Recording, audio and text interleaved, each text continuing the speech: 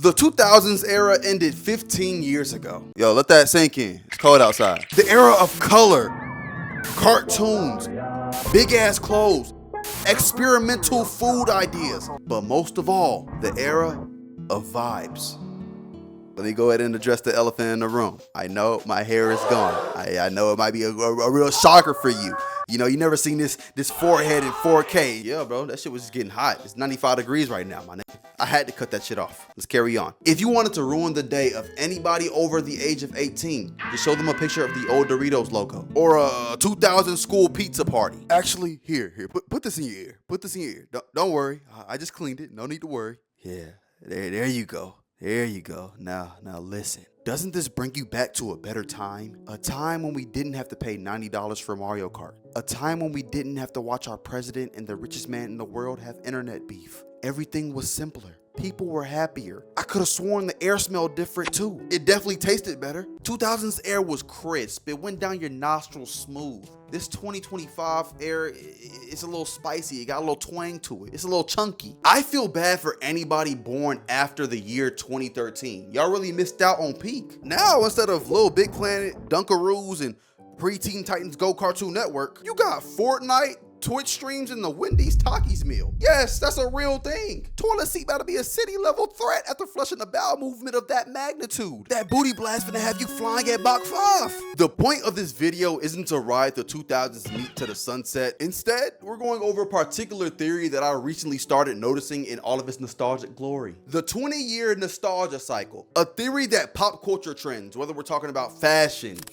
gaming, TV, music, repeat and become relevant again every 20 years. And in our beautiful and very eventful year of 2025, and emphasis on eventful, I did not have AI Bigfoot vlogs on my 2025 bingo card, but lo and behold, here we are. The trends of the 2000s are slowly dripping its way back into our lives. Now you may be asking, hey Colby, is that a good thing?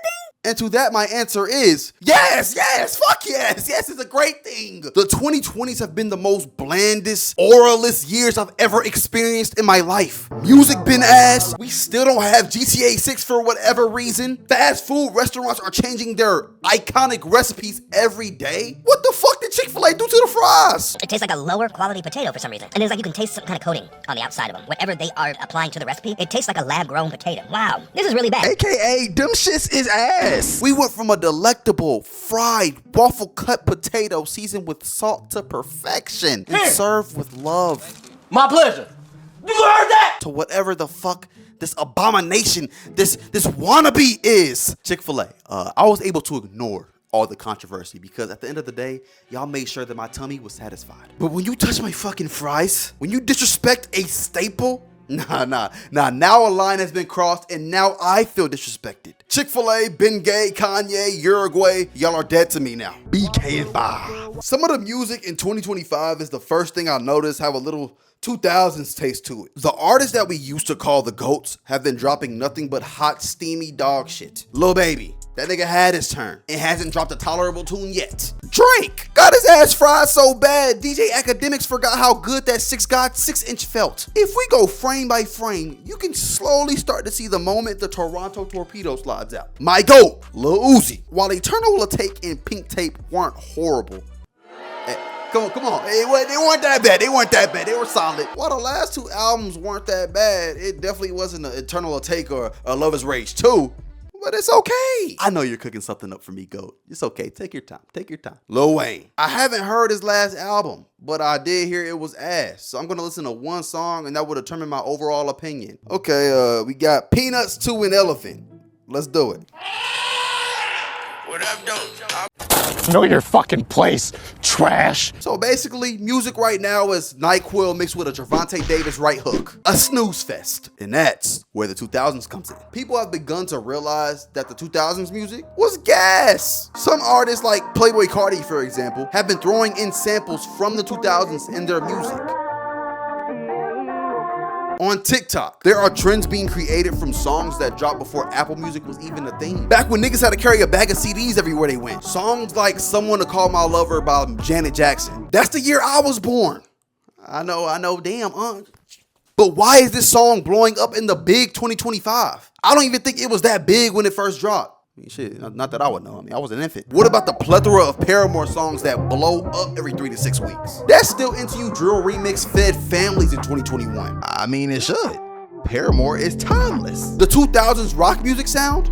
Yeah, that's blowing up too. The music that was bumping in every suburban Caucasian teenager's room while they played Guitar Hero on their Xbox 360, right next to the Kate Upton poster. Now we, we are tapping into rock music. I didn't even know he was capable of such sound. I thought it was exclusively Caucasian. But it's nice to see a different genre of music finally start blowing up again. Now y'all can finally let rap rest. Thank God, look at him. He's exhausted. Fashion is also starting to time travel back to the 2000s. I remember I bought a pair of jorts with a skull design on them.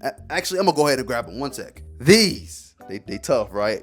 They don't fit me anymore. They kind of like booty shorts. I don't like wearing them no more, but y'all get the idea. I was getting clowned, ridiculed, bullied by any and everybody, even though they were clean. Now all of a sudden, jorts are back in style and you got 5 pair of them.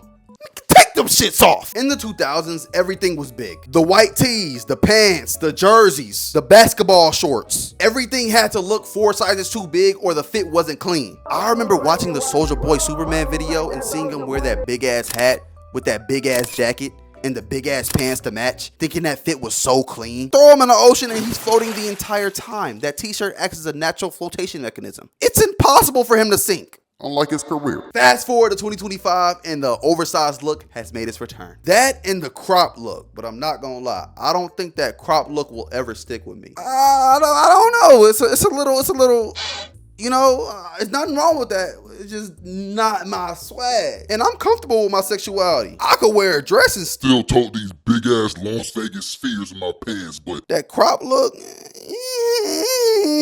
Hey, shout out to all my Lil Nas X's though. Gay niggas. The oversized look of today is a lot more tame than what it used to be. Because I think we can all come to a collective agreement that wearing clothes this damn big gotta be some type of safety hazard. One fashion trend I'm the most excited about is the comeback of sports jerseys. I love a good versatile sports jersey. It goes well with the fit, it's a good conversation starter, and if you're lucky enough, you might find one at the thrift shop that doesn't smell like cigarettes in violation. Of course, jerseys never really went out of style. They were more like in the shadows, looming over the garbage fits we've made through the years, but now they finally reached a level of respect they had back in the day. Until I seen how some of y'all are wearing them now. I'm angry. I don't like it.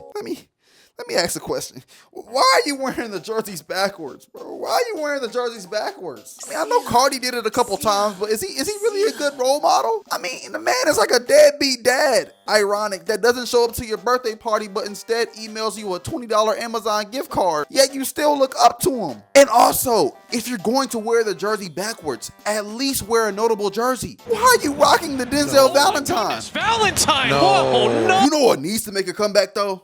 Silly bands. They took them away from us when we were kids because we were distracted or maybe just, I don't know, having fun. Damn, God forbid a kid wanted to sell some silly bands behind the monkey bars. School lunch wasn't cheap. Don't worry though. Don't worry. Because I'm going to single-handedly bring them back.